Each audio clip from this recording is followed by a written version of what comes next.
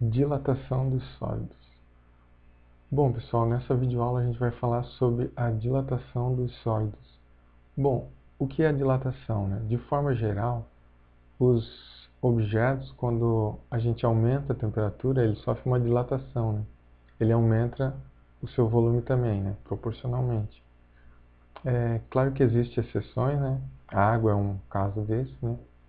Mas, de forma geral, a gente tem um objeto, a gente aumenta a temperatura, então ele vai sofrer uma dilatação, ele vai aumentar o seu volume, né? E quando a gente diminui a temperatura, ele sofre uma contração, né?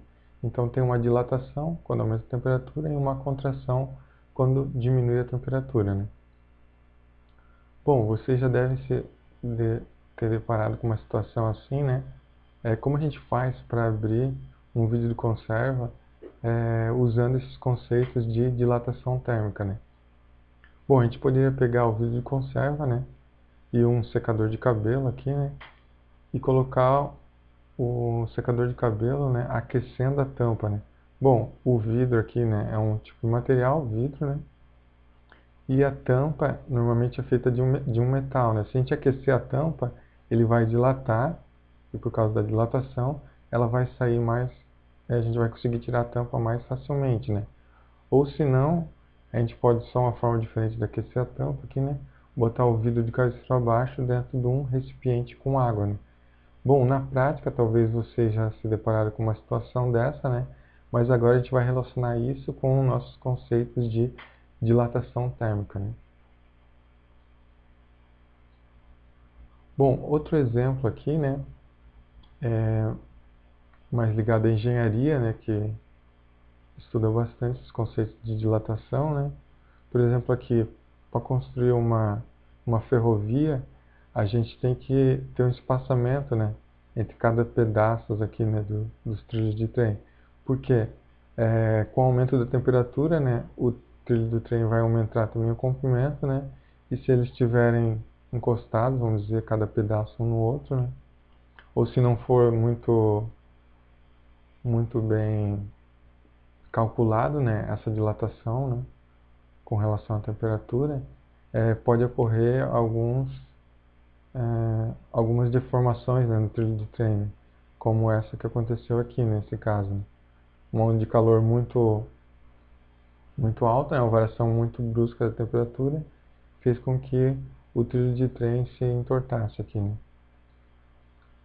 Bom, então a gente pode ter vários exemplos, né, de dilatação térmica, como do vidro de conserva ali, né, ou do trilho de trem, né, que foi o caso aqui. Aqui tem uma figura que representa melhor, né. Então, entre cada pedaço, né, do trilho de trem, a gente tem um espaço aqui, né. Por que esse espaço? Quando aumentar a temperatura, né, o trilho de trem vai aumentar o comprimento também. Então, se não tivesse espaço aqui, né, vai acontecer aqueles acidentes. Aquela deformação, né, no trilho, como a gente viu na figura anterior, né. Bom, a mesma coisa acontece, ou algo similar, né, numa ponte, né? Vocês devem ter passado com o carro em cima de uma ponte, dá aquele barulho, né, entre as divisões da ponte, né? Por que tem essas emendas aqui na ponte, né? Por causa da dilatação térmica também, né? Com o aumento da temperatura, né, certamente essas duas partes aqui elas vão se aproximar uma da outra, né? Porque o concreto, né, o cimento e o aço que estão aqui também sofrem dilatação térmica, né? Ou no piso, né? No piso de uma quadra ou mesmo na nossa casa, na calçada, né, na frente da calçada, a gente vê que ele não é totalmente inteiro, né? Tem umas divisões, né, entre cada pedaço da calçada ou do piso, né? Por causa da dilatação térmica também, né? Se não tiver esse espaçamento aqui, né, certamente se a calçada for toda inteira, né, quando der um dia mais quente, né, a temperatura aumenta, a calçada vai dilatar, né? E se não tiver esse espaçamento, ela vai trincar toda a calçada, né, ou o piso, né? Então aqui outras aplicações, né, que a gente pode ver, né? Seria o trilho de trem, né? A dilatação linear, uma ponte, né? Uma dilatação superficial e um piso também, uma dilatação superficial. Bom, aqui outro exemplo, né, do nosso cotidiano é um recipiente, né, com água no fogo aqui, mas um recipiente de vidro e um vidro especial, né? Que a gente chama de vidro refratário, né? Esse vidro refratário ele tem um coeficiente de dilatação bem menor, né, do que o vidro comum, por isso que a gente pode utilizar ele no fogo, né? Se fosse um vidro comum, né, um copo, por exemplo, né, e a gente colocar em cima do fogo, ou mesmo a gente colocar um líquido muito quente dentro de um copo, ele pode trincar, né? Ele trinca por causa da dilatação térmica, né? Então, quando a gente coloca um líquido muito quente dentro do copo e ele trinca, né? É por causa da dilatação térmica, né? Por exemplo, se esse aqui fosse vidro comum e eu colocasse em cima do fogo, né? Essa região aqui que está em contato com o fogo ia dilatar muito mais do que a região aqui de cima, né? Então, se essa região aqui aumenta muito mais do que essa daqui, ele acaba trincando, né? Por causa, e com o vidro refratário isso não ocorre porque o coeficiente de dilatação é muito pequeno, né? Se comparado ao vidro comum. Então, para colocar o vidro em cima do fogo, tem que ser um vidro especial, né? Que tem um coeficiente de dilatação menor, né? Do que o vidro comum, né? Bom, para explicar a dilatação térmica aqui numa escala atômica, a gente tem dois objetos, né? Um aqui à esquerda, né? Um aqui à direita, né? Bom, esse aqui, ele está a uma temperatura T1, né? E esse à direita aqui está uma temperatura T2, né? Bom, a temperatura T2 é maior do que a temperatura T1, né? Então, aqui a gente tem os átomos, né, que compõem o nosso objeto, né? E eles estão a uma distância, existe uma distância aqui entre eles, né? Se a temperatura aumenta, veja que o átomo continua do mesmo tamanho, né? Mas a distância entre eles aumentou também, né? Porque a temperatura, na verdade, ela mede a agitação térmica das partículas que compõem o nosso material, né? Nesse caso aqui, os átomos, né? Que compõem o nosso material. Então, se aumenta a temperatura, o grau de agitação aumenta também, né? Então, os átomos vão ficar mais distanciados uns dos outros, né? Então, eu aumento a temperatura, né? O que vai acontecer, né? A distância entre os átomos aumenta, né? Então, o que acontece com o meu comprimento, né? Ele aumenta também, né? Então, isso aqui a gente pode observar numa escala atômica, né? O que acontece, né? Mas isso, como são muitos átomos, né? Então, o comprimento vai aumentar, né? De forma geral. E a superfície também vai aumentar, né? E o volume também vai aumentar, né? De forma geral, quando tem aumento de temperatura, né? Quando T2 é maior que T1, né? A gente tem um aumento no volume do nosso objeto, né? Ou do nosso material, né? Mas dependendo do caso, né? No caso do trilho do trem, por exemplo, o comprimento do trilho do trem é muito maior do que a altura e a espessura do trilho do trem, né? Então a variação no comprimento vai ser muito maior, né? Mais significativa do que a altura e a espessura do trilho, né? Então a gente normalmente vai estudar três casos, né? A dilatação superficial, né? A dilatação linear, a superficial e a volumétrica, né? Esses três casos, né? A linear é quando a gente vai estar interessado só no comprimento, né? A superficial quando a gente vai estar interessado numa área, né? Como se fosse nesse caso aqui, né? E a volumétrica quando a gente estiver interessado nas três dimensões, né? Ou seja, no volume, né? Então, a dilatação linear dos sólidos, a gente vai estar interessado aqui só em uma dimensão, né? Um comprimento, por exemplo, né? É dada por essa equação aqui, né? E aqui tem um exemplo, né? Bom, a gente tem por exemplo, do trilho do trem, né? A gente tem um trilho com comprimento inicial L0, né? A uma certa temperatura. Se a gente aumentar a temperatura desse trilho aqui, que tinha um comprimento L0, né? Ele vai aumentar também de comprimento, né? Ah, professor, e a altura e a espessura vai aumentar? A altura, por exemplo, aqui, né? Vai aumentar, mas é proporcional a esse tamanho aqui, então vai aumentar muito pouco, né? Então a gente acaba desconsiderando esse aumento aqui na altura ou na largura do trilho, né? A gente vai estar interessado só no comprimento dele aqui, né? Bom, então ele tinha um comprimento L0, a gente aumentou a temperatura, ele aumentou o comprimento para L, né? Então teve uma variação no comprimento, que a gente chama de delta, né? Delta L, é o quanto variou o comprimento dele, né? Seria esse tamanho daqui até aqui, né? Então, esse ΔL é dado por essa equação aqui, né? o ΔL, que é o delta representa a variação, né? A variação no comprimento é igual. Depende do comprimento inicial, então quanto maior o comprimento inicial, maior essa dilatação, né? Depende do alfa, o alfa é o coeficiente de dilatação linear, né? E depende também da temperatura. Então é diretamente proporcional ao comprimento inicial, diretamente proporcional ao coeficiente de dilatação e diretamente proporcional à variação da temperatura, né? O coeficiente de dilatação corresponde ao tipo do material, né? Então, no caso do trilho de trem, é um aço, vai ter o coeficiente de dilatação aqui do aço, né? Se fosse uma barra, por exemplo, de alumínio, a gente ia usar o coeficiente de dilatação linear do alumínio, né? E assim vai. Para cada material, a gente vai ter um coeficiente de dilatação diferente, né? A variação de temperatura está relacionada... aqui eu tenho uma temperatura T1 e aqui uma T2, né? Então a gente tem uma variação, né? De T1 para T2, né? Quantos graus ele aumentou aqui, né? Vai ser sempre a temperatura final menos a temperatura inicial, né? Para saber o quanto da temperatura ele aumentou. Se, por exemplo, aqui ele estava a 20 graus e aqui ele foi para 40 graus, então ele aumentou 20 graus, né? 40 menos 20 dá 20 graus, né? Aumentou 20 graus. Então a gente tem um ΔT de 20 graus.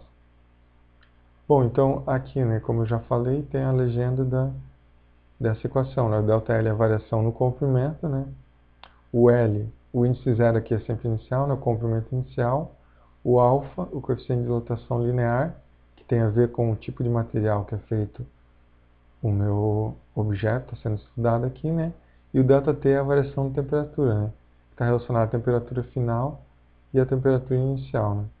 É a temperatura final menos a temperatura inicial, né? Bom, além da dilatação linear, a gente tem a dilatação superficial. Quando que a gente vai usar a dilatação superficial?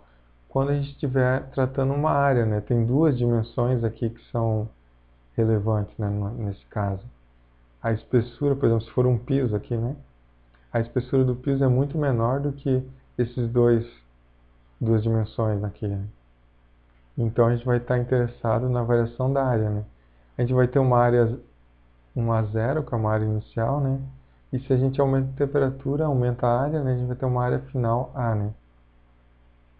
Então essa variação na área, ΔA, vai ser igual à área inicial vezes o beta vezes o ΔT. Veja que a equação é similar aqui, né? Só que aqui a gente tem, em vez do alfa, tem o beta, né? Em vez da o L0, a gente tem o A0, que é a área inicial, né? Porque a gente está calculando também a variação na área agora, né? Existe uma relação entre alfa, beta e gama, né? Que eu vou falar mais à frente quando eu mostrar a tabela dos coeficientes de dilatação, né? Então aqui a gente vai ter uma variação na área, o ΔA, ou da superfície, né? O A0, uma área inicial, né?